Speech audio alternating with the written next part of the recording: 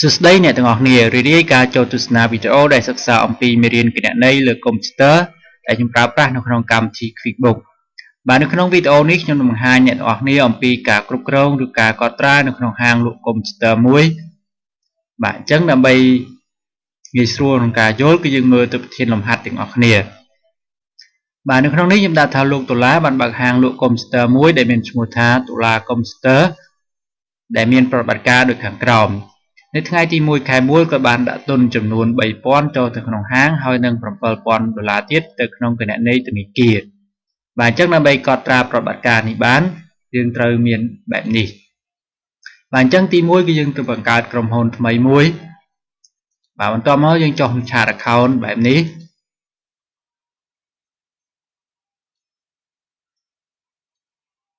បាទនេះគឺជាឆាត account ឬប្លង់គណនីសម្រាប់ធ្វើការគ្រប់គ្រងទៅក្នុងហាងលក់កុំព្យូទ័រ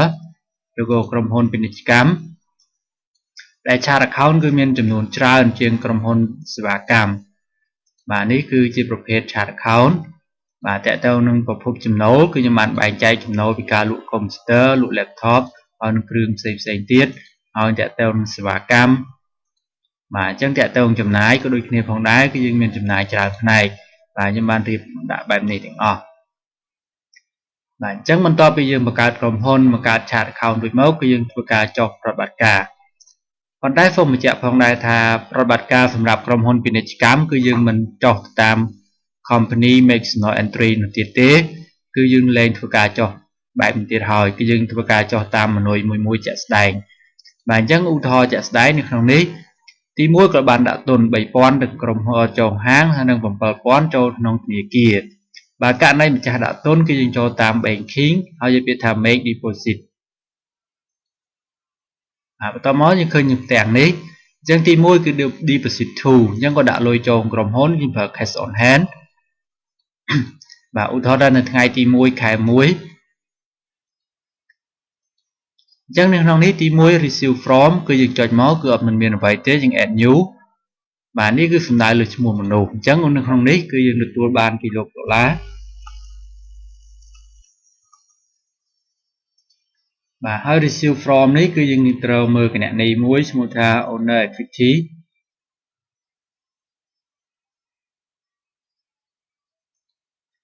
បាទហើយ memo នេះគឺយើងអាចបញ្ចូល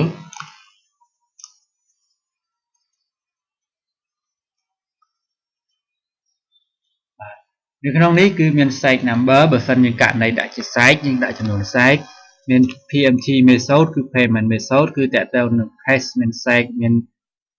debit card មានអីហោហែប៉ុន្តែនៅក្នុងនេះគឺយើងមិនចាំបាច់ចាប់អារម្មណ៍ទេគឺយើងដាក់ចំនួនបាទអញ្ចឹងក៏ដាក់លុយចូលនៅក្នុងក្រុមហ៊ុនចំនួន $3000 អញ្ចឹងដាក់ $3000 បន្តមកទៀតធ្វើការ save new បាទហើយមួយទៀតក៏ដាក់លុយចូលធនាគារនៅថ្ងៃទី1ខែ1ដូចគ្នាបាទអញ្ចឹងកន្លែងនេះគឺលោកដុល្លារមានដដែល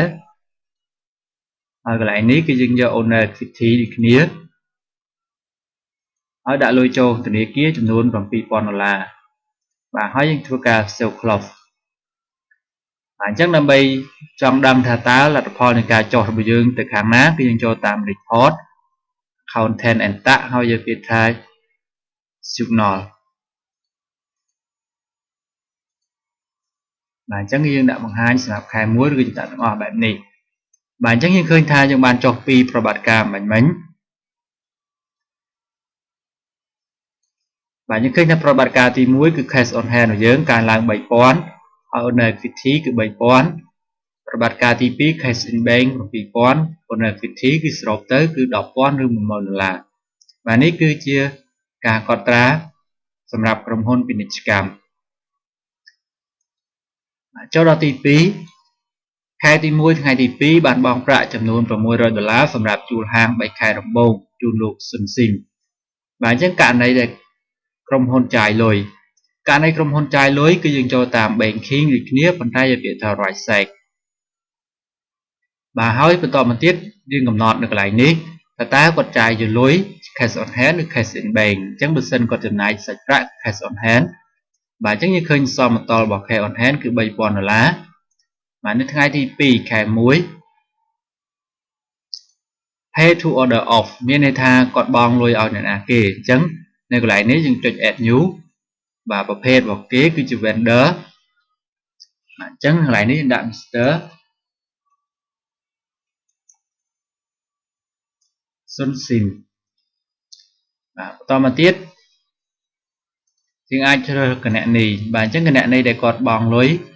គឺយើងប្រើគណនីមួយឈ្មោះថា prepaid rent ដែលគាត់បង់លុយចំនួន$600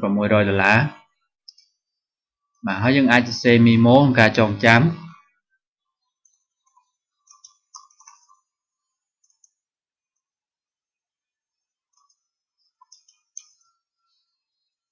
បាទអញ្ចឹងយើងអាចដាក់ថាគាត់បង់លុយ$6សម្រាប់ការជួលហាងរយៈពេល3ខែបាទអញ្ចឹងអស់ហើយយើងអាចចុច save close បាទពេលនេះយើងឃើញបែបនេះ cash on hand ថយចុះចំនួន$600ដោយសារតែជួលហាងបាទជួលហាងពីលោកសុនស៊ីមនៅថ្ងៃទី2ខែ4បាទសំទោសថ្ងៃទី1ថ្ងៃទី2ខែ1ឆ្នាំ2014បាទថ្ងៃទី3បន្ទាប់ពីជួលហាងបានក៏បានទិញសម្ភារៈផ្គត់ផ្គង់ការិយាល័យដែលមានតម្លៃ$100អញ្ចឹងករណីដែលចាយលុយគឺចូលតាម banking ដូចគ្នាហើយពាក្យថា right side ហើយនៅក្នុងនេះយើងប្រើគណនីមួយឈ្មោះថា office supply ចំនួន$100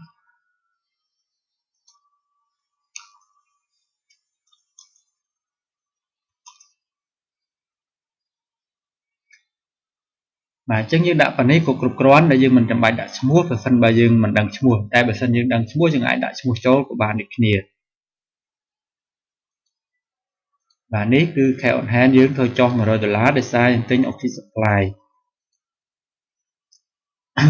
នៅថ្ងៃទី4បានទិញឧបករណ៍ការិយាល័យដែលមានតម្លៃ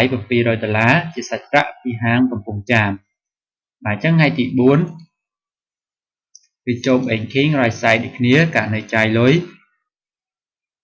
បាទប៉ុន្តែក្នុងករណីនេះយើងដឹងថាយើងទិញពីហាងកំពង់ចាមអញ្ចឹងយើងអាចដាក់ឈ្មោះរបស់គាត់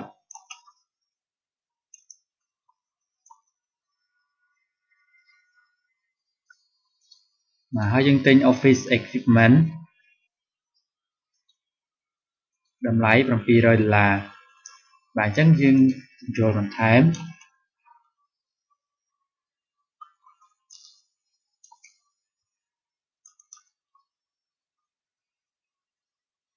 នៅថ្ងៃទី4បាទអញ្ចឹងតើតើទៅនឹងការកត់ត្រាទី1ការដាក់ទុនទី2បង់លុយថ្លៃជួលហាងទី3ទិញសម្ភារៈការិយាល័យឲ្យផ្គត់ផ្គង់ការិយាល័យទី4ទិញឧបករណ៍ការិយាល័យបន្តមកទៀតថ្ងៃទី5បានទិញសន្និធិទំនិញពីហាង PTC Computer ជាសាច់ប្រាក់គ្រប់ចំនួនបាទចំពោះនៅក្នុងការកត់ត្រាប្រតិបត្តិការមួយនេះមានលក្ខណៈកម្មញ្ញបន្តិចហើយខ្ញុំនឹងពន្យល់នៅក្នុងវីដេអូបន្ទាប់អញ្ចឹងនៅក្នុងវីដេអូនេះសូមចប់តែប៉ុណ្ណេះហើយសូមតាមដានទស្សនាវីដេអូបន្ទាប់សូមអរគុណ